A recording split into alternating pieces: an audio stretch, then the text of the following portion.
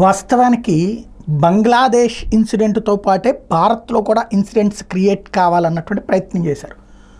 బంగ్లాదేశ్లో దాడులు జరిగిన తర్వాత హిందువులు ఇక్కడ రియాక్షను లేకపోతే ఇక్కడ రెచ్చగొట్టుడు చర్యలు అన్నటువంటిది ప్రయత్నం జరిగింది. అయితే కారణం వేరే రీజన్ క్రియేట్ చేయాలనుకున్నారు. ఎందుకంటే ఇక్కడ రిలీజియస్ ఆస్పెక్ట్లో రివర్స్ అవుతుంది. అక్కడ మైనారిటీలు అయింది హిందువులు, ఇక్కడ మళ్ళీ వేరే రూట్లోకి వస్తుందని జాగ్రత్త పడి అక్కడ దానికి ఫాలోఅప్గా ఇక్కడ ఈశాన్య రాష్ట్రాల్లో మణిపూర్ ఇష్యూస్ ఇవన్నిటిని ఫ్లేరప్ చేయడానికి కొత్త కాన్సెప్ట్ తెర మీదకి తీసుకొచ్చింది ఏంటయ్యా అంటే మళ్ళీ హిండెన్బర్గ్ అన్నటువంటిది.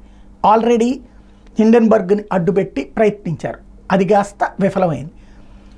దాంతో ఇప్పుడు అసలు సమస్య హిండెన్బర్గ్ నివేదికతో ఇక్కడ ప్రజలను, అంటే అక్కడ కూడా అవినీతి అని లేకపోతే కనుక విద్యార్థులకు అన్యాయం అన్నటువంటి కారణం ఏదో ఒక కారణాలతో ఉద్యమాలు జరగాలి, దేశమంతటా ఉద్యమాలు జరగాలి.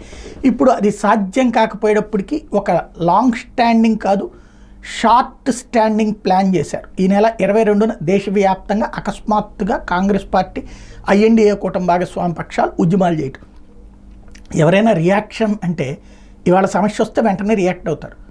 సుప్రీంకోర్టే తేల్చి చెప్పింది హిండెన్బర్గ్ నివేదిక అనేటువంటిది ఒక బోగస్ అన్నట్టు. రెండోది హిండెన్బర్గ్ కూడా ఏం చెప్తున్నాడు, సెబీ చైర్పర్సన్ అదానీ సంస్థలలో వాళ్ళ హస్బెండ్కి షేర్లు ఉన్నాయి అన్నటువంటి.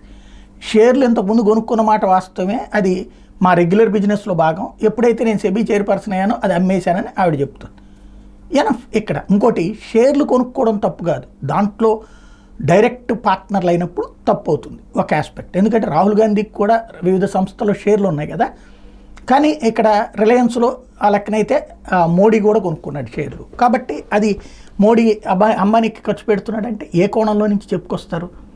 అసలు పాయింట్ ఏంటయ్యా అంటే ఒక ఇష్యూ ఏదో ఒకటి ఫ్లేరప్ చేయాలి, దేశవ్యాప్తంగా అలజడి సృష్టించాలి అన్నటువంటి ప్రయత్నం ఇప్పుడు అక్కడ. అందులో భాగంగా సుప్రీంకోర్టు ఇచ్చినటువంటి తీర్పు నేపథ్యంలో పంజాబ్ దగ్గర సరిహద్దుల దగ్గర అడ్డాలు తీసేశారు. దెన్ అక్కడ మళ్ళీ ఏదో వివాదం, ఇక్కడ ఒక వివాదం, ఈశాన్య రాష్ట్రాల్లో ఒక వివాదం.